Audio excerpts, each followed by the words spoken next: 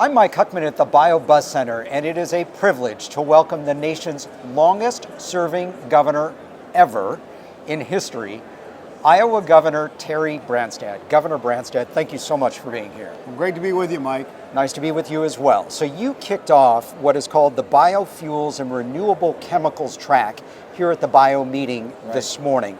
For those who are not familiar first with this subject matter, I think it would be helpful to explain how Iowa farmers are turning corn and soybean into energy and you know what. Well, we are the leading corn and soybean producing state.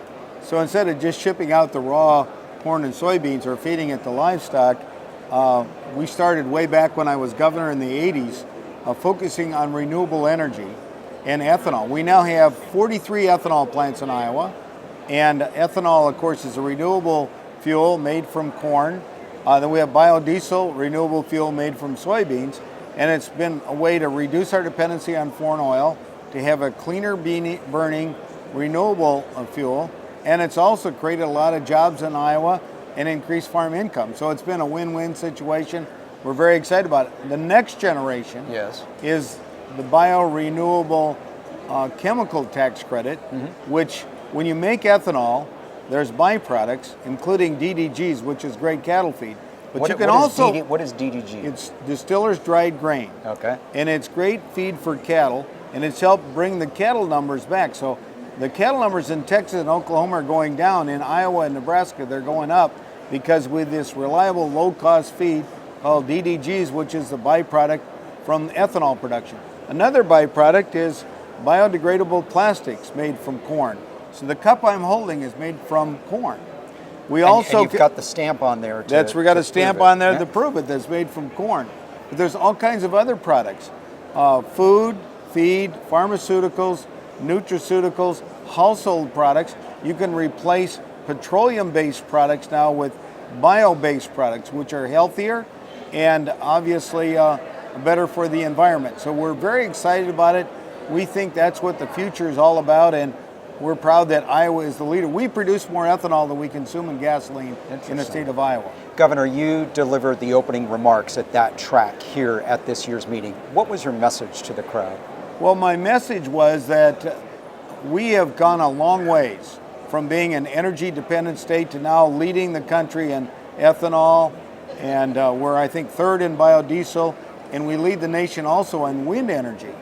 And companies like Google and Microsoft and Facebook have chosen to put data centers in Iowa because they want to say that the electricity used there is all renewable and it's coming from wind. So we think the future with this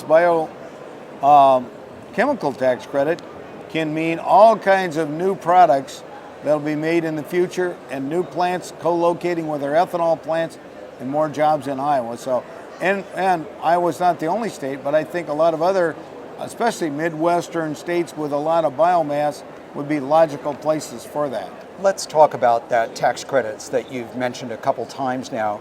Your legislature passed it, you signed it into law, but is that enough to spur and foster this particular sector, or do the feds need to pony up as well? Well, if you think of what happened with ethanol, we and other states did similar things, and eventually we got the renewable fuel standard, which has helped us grow, and now about 10% of our motor fuel comes from ethanol.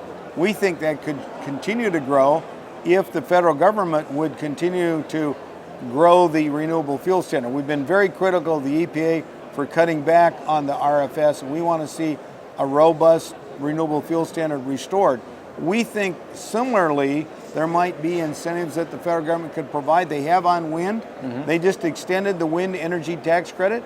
That's one of the reasons why Mid-America Energy is going to be investing $3.6 billion in additional wind turbines in Iowa over the next few years. Now, Donald Trump has mentioned that he would seek you out for advice and counsel when it comes to all the things that we've been talking about. Regardless of who ends up in the White House next year, what do you think the next administration needs to do to further support this sector? Well, we need to continue to have leaders that listen to the grassroots and to the benefit of that. We've seen come from the whole renewable energy sector. And Donald Trump visited one of the ethanol plants in Iowa. My son, Eric, was with him. He was a good listener, asked a lot of good questions, and I think he recognizes the future for us to be an energy-dependent country is for us not only to use petroleum, but also to grow the percentage of our fuel that's coming from renewable resources like ethanol, biodiesel, and wind. And I'm really pleased that he's going to visit with me, and I think whoever the leader of this country is, we've got to focus on making sure America is energy independent and that we're using more renewable resources and reducing our dependency on fossil fuel. Governor, the theme of this year's Bio International meeting is simply the word imagine. So I'd like to ask you to please fill in the blank. Imagine what? Well, imagine all the new products that are going to be made from corn in the future. We already know back in the 80s we talked about products like plastic and ethanol and DDGs for cattle feed, but now we can see all kinds of pharmaceuticals, nutraceuticals, new feed and food products, and all kinds of household goods that can be made, coffee cups, from biorenewable chemicals that make products that are safer and healthier, better for the environment. I think it's going to be a great thing, and we're really proud to be a leader in promoting this direction. Iowa Governor Terry Branstad, thank you so much for joining us here at the Bio Bus Center with your coffee cup made from corn, and congratulations on your historic milestone. Thank you.